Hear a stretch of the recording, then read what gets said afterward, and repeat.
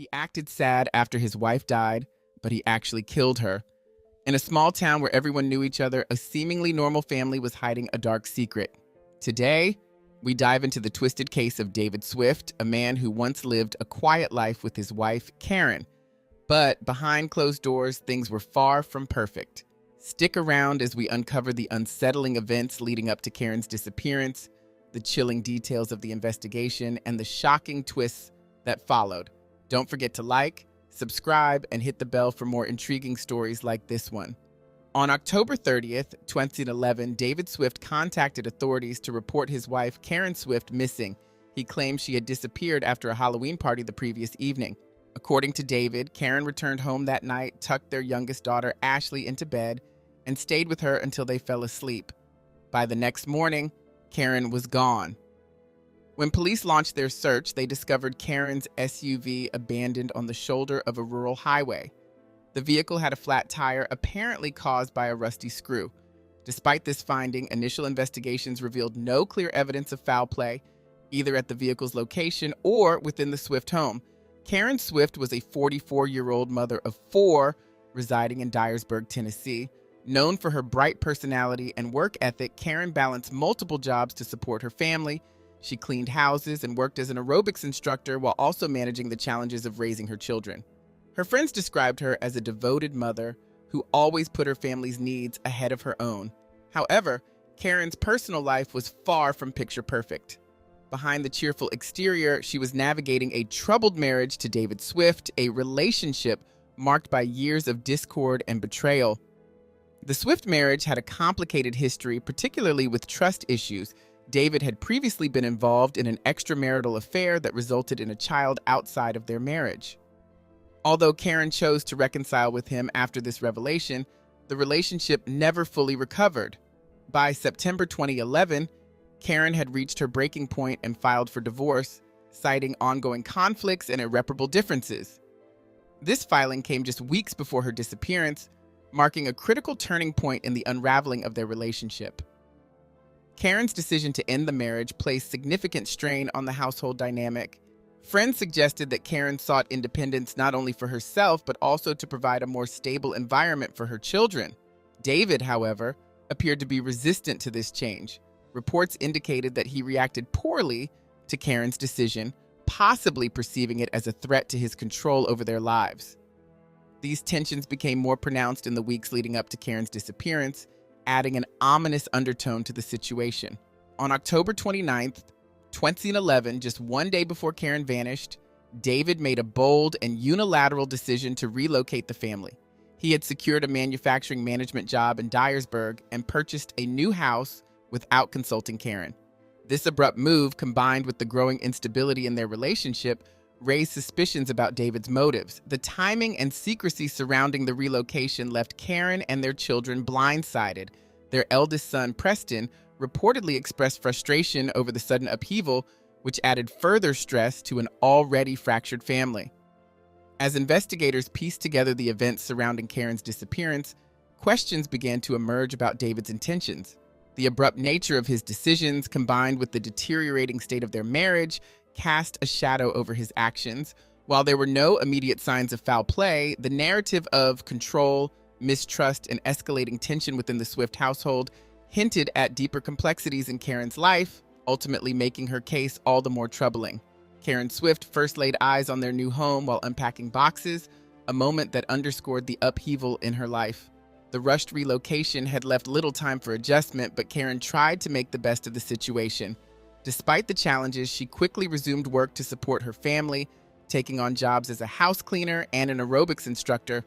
Her dedication to providing for her children remained unwavering, even as the move placed additional strain on her already fragile marriage. However, the cracks in their relationship grew more visible during this time. Friends noticed that David had become increasingly controlling, expressing displeasure over Karen working outside the home. His behavior shifted significantly, with signs of jealousy and insecurity surfacing as Karen sought to carve out some independence. This mounting tension between the couple created a volatile atmosphere in their new home, setting the stage for the events to come. David's erratic behavior reportedly escalated in the weeks following their move.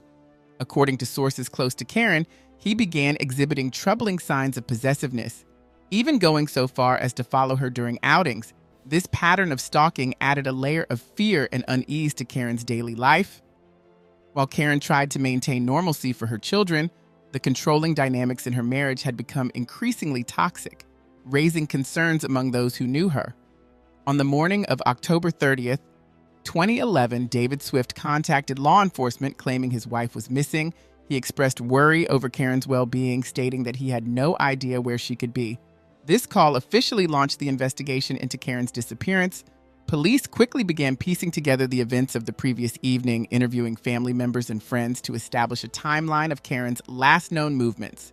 Later that afternoon, at approximately 3 p.m., officers discovered Karen's white 2004 Nissan Murano abandoned on the shoulder of Millsfield Highway, less than half a mile from her home. The vehicle had a flat tire caused by a rusty screw embedded in the rubber. This discovery raised immediate questions as there were no signs of Karen nearby. The location of the vehicle, so close to the Swift residence, left investigators puzzled as to why she hadn't returned home or sought help. A closer inspection of the vehicle provided little clarity. There were no visible signs of foul play, no blood, no signs of a struggle, and no significant forensic evidence to suggest what had happened. Karen's personal belongings, including her purse and keys, were missing, adding to the mystery. The discovery of the abandoned car only deepened the urgency of the search, prompting investigators to widen their efforts and explore the rural areas surrounding the site. David Swift claimed that Karen returned home around 2 a.m. on October 30th, 2011, after picking up their daughter Ashley from a friend's house. According to David, Karen and Ashley went straight to bed after arriving home. During later interviews with law enforcement, David stated that he briefly checked on Ashley to ensure she was safe before heading back upstairs to sleep. However, inconsistencies in his account of the night began to draw scrutiny from investigators, particularly regarding the timeline of events and Karen's sudden disappearance. David expressed confusion about Karen's whereabouts and insisted he was unaware of any plans she might have had after returning home. Despite his claims, investigators found his lack of clarity troubling. Questions were raised about his behavior and actions that night as they struggled to piece together a coherent timeline. With tensions already present in their marriage, David's account only deepened suspicions surrounding his potential involvement in Karen's fate. Witness testimonies painted a troubling picture of David Swift's behavior toward Karen. Friends described him as jealous and controlling, sharing examples of his obsessive tendencies. They recalled instances where David would repeatedly call Karen while she was out with friends, demanding updates on her whereabouts. Others noted that he had even followed her during outings, leading to heated confrontations. This pattern of possessiveness and surveillance raised significant concerns about Karen's safety in the weeks leading up to her disappearance. These behaviors became critical in the investigation as detectives examined the strained dynamics of the Swift marriage. Karen's friends emphasized that David's controlling actions were not isolated incidents, but part of an ongoing pattern of intimidation. Detectives considered these testimonies crucial in understanding the troubled relationship and its potential role in Karen's vanishing. The growing evidence of tension and conflict between the couple intensified suspicions about David's involvement in the case. In the days after Karen disappeared, David took the unusual step of offering his assistance to law enforcement. When he visited the local station, he was seen using crutches, explaining that he had re-injured his knee, a joint he had surgery on a few months earlier. The timing of his injury coinciding with his wife's disappearance raised eyebrows.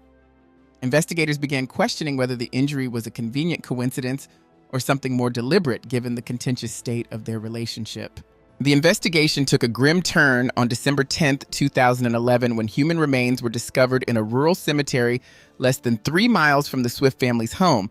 This significant breakthrough brought an air of finality to the search for Karen Swift, though it left many unanswered questions.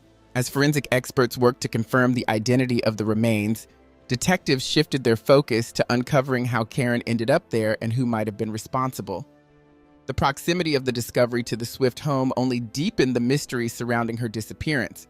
The remains of Karen Swift were discovered on December 10, 2011, by 2 individuals, John Robinson and Mark Rickman, while visiting a cemetery just a few miles from the Swift family home. Shocked by their discovery, they immediately alerted authorities. Law enforcement quickly arrived to secure the area and began a detailed examination of the site, Forensic analysis later confirmed the remains were those of Karen Swift, marking a tragic turn in the investigation. An autopsy was conducted to determine the cause of death, revealing that Karen had suffered blunt force trauma to the head. The injuries were deemed fatal and classified as a homicide. This shifted the case from a missing persons investigation to a murder inquiry. However, due to the advanced state of decomposition, piecing together the exact circumstances of her death proved to be a significant challenge.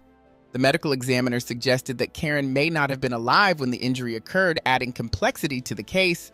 Evidence at the scene indicated that the cemetery was not the original crime scene. Investigators concluded that Karen's body had been moved there after her death.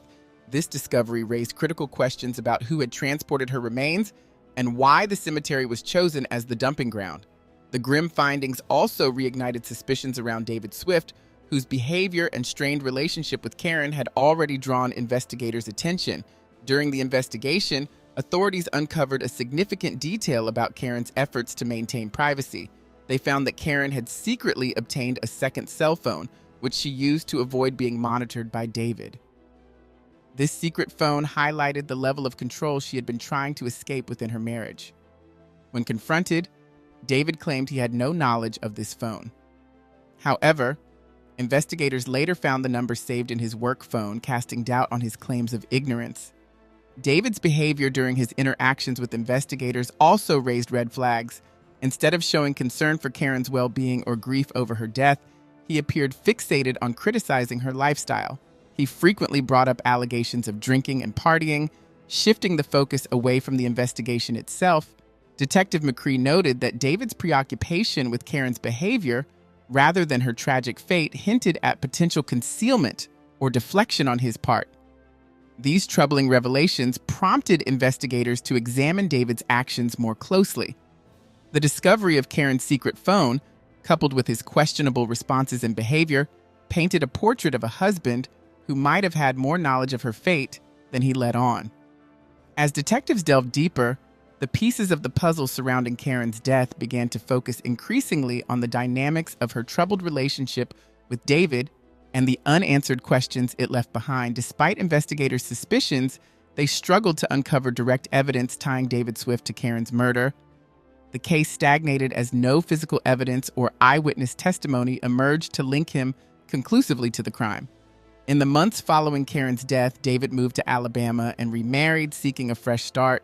While he continued to be an active parent to their daughter Ashley, his relocation distanced him from the ongoing investigation and left authorities without new leads to pursue. Ashley, growing up without her mother, wrestled with unanswered questions about Karen's fate. She expressed a deep desire to know the truth, but became increasingly disheartened as the case dragged on with no resolution. Investigators also began scrutinizing David's claims that Karen's behavior had changed after their move to Dyersburg. He suggested that her new social circle, including friendships with Bill and Kathy Bona, might have influenced her actions. These assertions raised questions about whether David was attempting to deflect attention from himself. In December 2011, forensic teams revisited key locations in the investigation, conducting detailed examinations of both the Swift home and Karen's vehicle.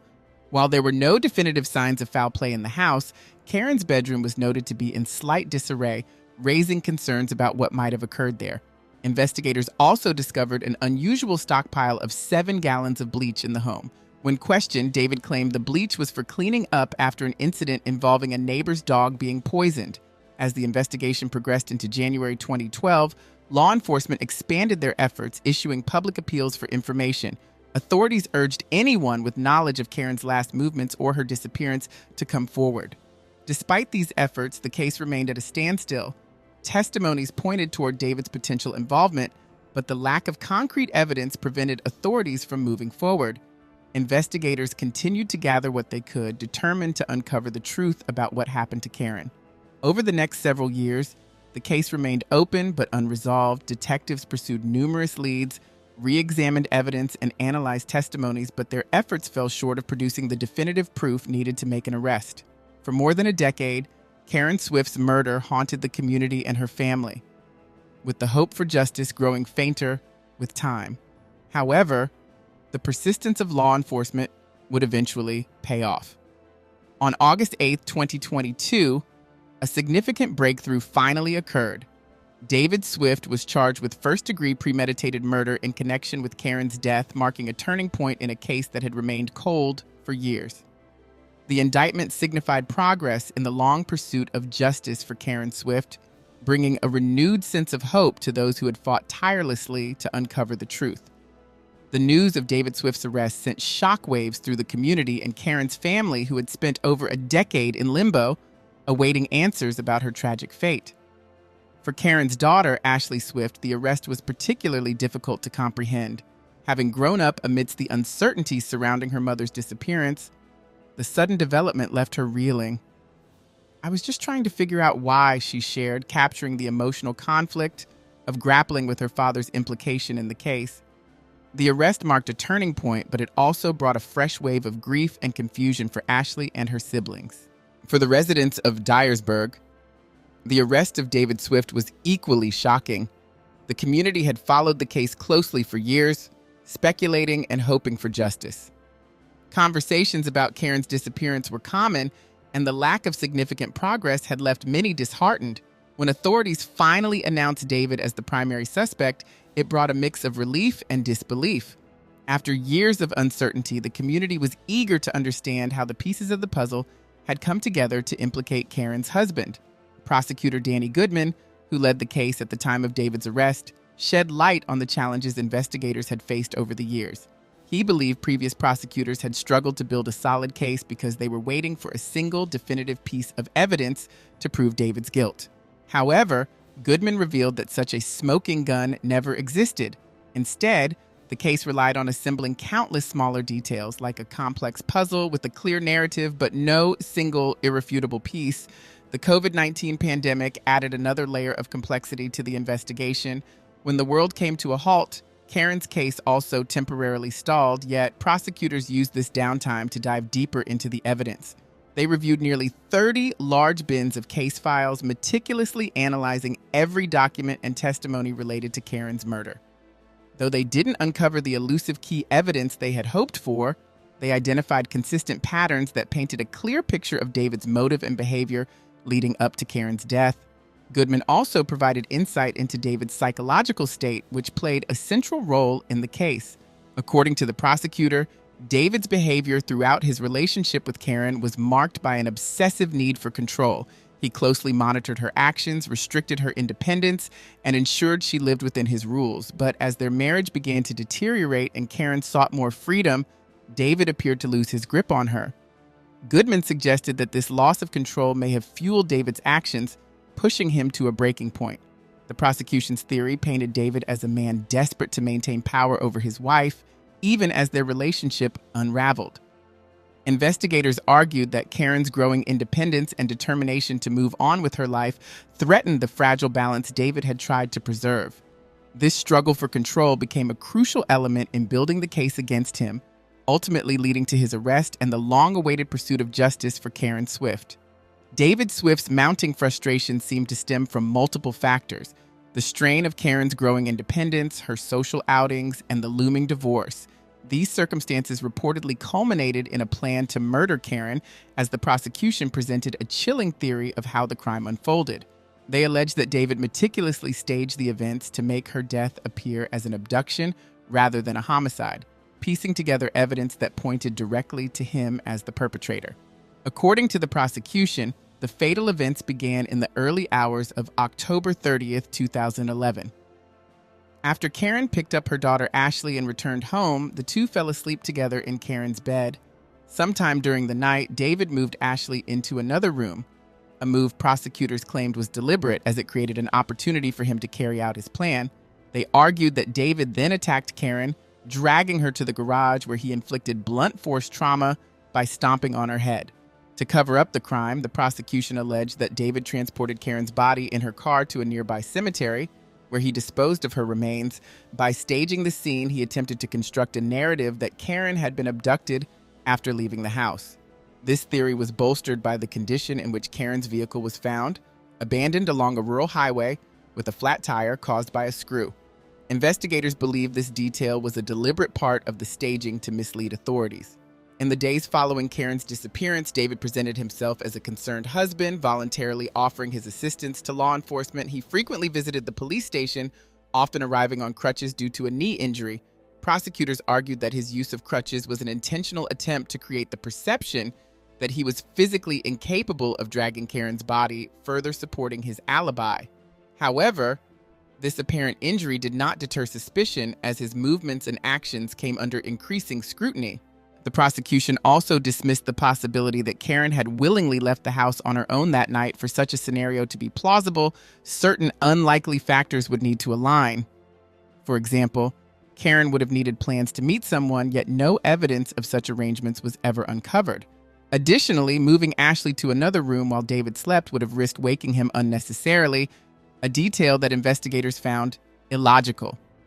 Another critical element in the prosecution's case was the toxicology report, which revealed that Karen had taken Benadryl, a medication often used as a sleep aid.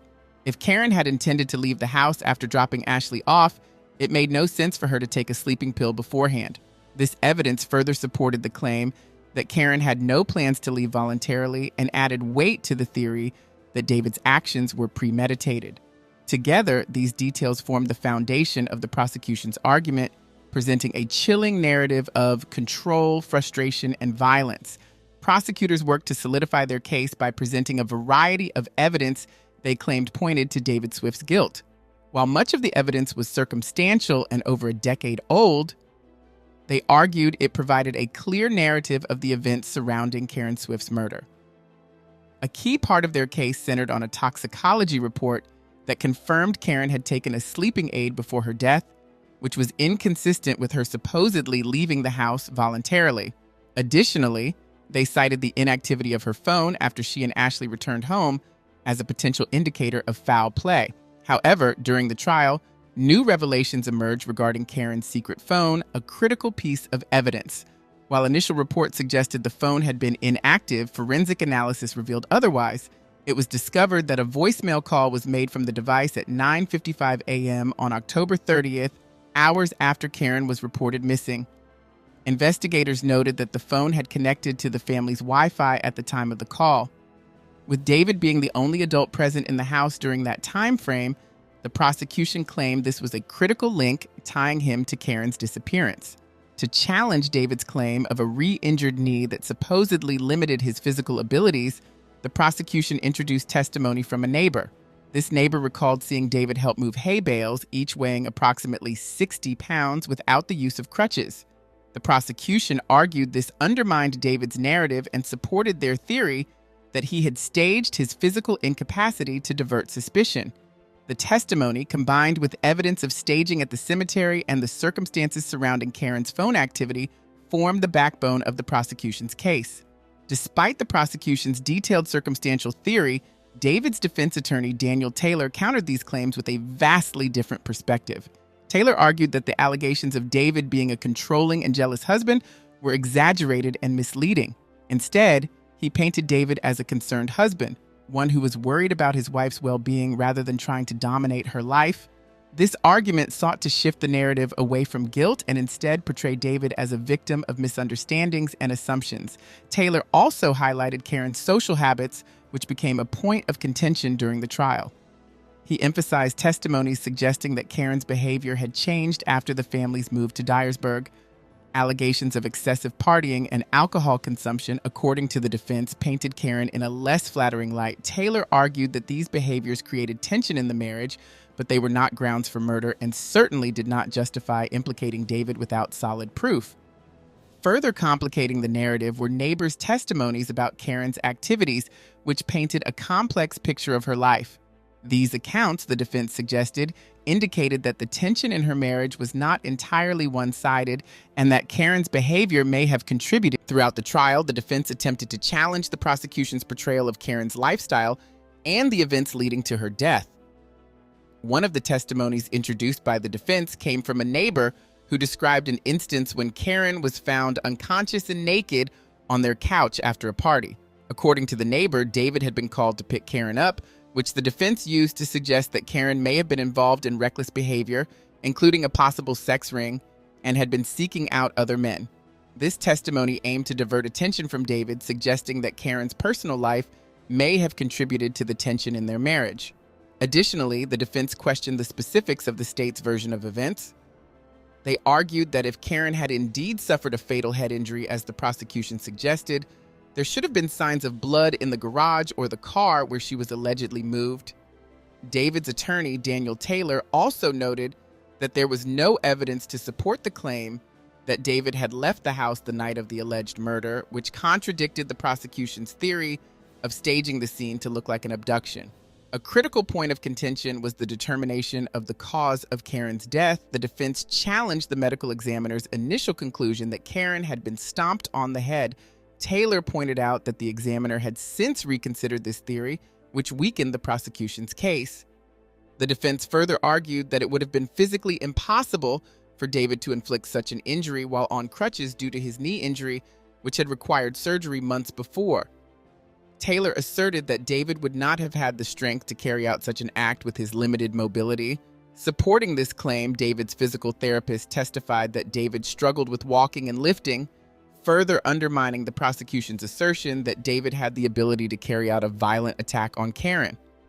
According to the therapist, David's knee injury left him with significant physical limitations that would have made it nearly impossible for him to perform such an action, especially while attempting to balance his weight on one leg. In another attempt to challenge the prosecution's narrative, Taylor refuted the suggestion that David had used bleach to clean up any potential blood at the crime scene. While the prosecution had highlighted the presence of bleach near the family pool, Taylor argued that this was not indicative of foul play. He pointed out that the use of bleach around the pool was routine during the fall season, and thus the evidence of bleach was not conclusive in proving that a crime had taken place. Lastly, the defense turned to the testimony of Ashley, Karen, and David's daughter to challenge the prosecution's timeline of events. Ashley contradicted the claim that David had moved her during the night, asserting that it was her mother who had moved her to a different room before going to bed. Despite the questioning of her recollection, Ashley remained firm in her belief that it was Karen who had made the decision to move her. This testimony further complicated the case, leaving doubts about the accuracy of the prosecution's version of the night in question. Ashley's testimony became a pivotal point in the defense's case. She was firm in her belief that it was her mother, Karen, who had moved her to another room the night of the incident rather than her father. Ashley expressed confidence in her memory of that night, going as far as to say that she would go to the grave, knowing it was her mother who made the move. She also emphasized her father's physical limitations, stating that given his injury at the time, it would have been impossible for him to overpower Karen, a woman who was athletic and fit. This statement challenged the prosecution's claim that David had been physically capable of committing such a violent act. The defense attorney, Daniel Taylor, further supported this argument, focusing on David's knee injury as an insurmountable obstacle in the theory of him stomping on Karen's head. Taylor argued that the evidence related to the phone, which was a central part of the prosecution's case, was unreliable. He contended that it was not unreasonable to believe that Karen had simply forgotten her secret phone at home after taking a sleeping aid. Furthermore, Taylor suggested that David may have used the phone to check her voicemail out of concern for Karen's well-being, not to cover up a crime. Another significant point made by the defense was the lack of any physical evidence tying David to the murder. No incriminating traces were found in the house, on Karen's vehicle, or on David's person. Additionally, there was no murder weapon, which the prosecution had suggested could have been David's foot, despite his visible physical limitations at the time. The absence of any concrete physical evidence led the defense to argue that the case against David was built on circumstantial and speculative grounds rather than solid proof. Taylor also suggested that the case against David might have been politically motivated. He argued that the sheriff and district attorney, both facing re-election, felt pressured to pursue the case despite the lack of direct evidence. According to the defense, the political climate created a sense of urgency to deliver a result, which led to the prosecution's pursuit of charges without clear and compelling evidence linking David to Karen's death. As the trial reached its conclusion, the jury deliberated on the charges against David Swift. After extensive discussion, they delivered an unexpected verdict. David was acquitted of both first-degree and second-degree murder, as well as attempted first-degree and second-degree murder. However, The jury was deadlocked on the charge of voluntary manslaughter, and after informing the judge that they could not reach a unanimous decision, the case was left unresolved on that particular charge. The outcome of the trial left many stunned, particularly those who had followed the case for years.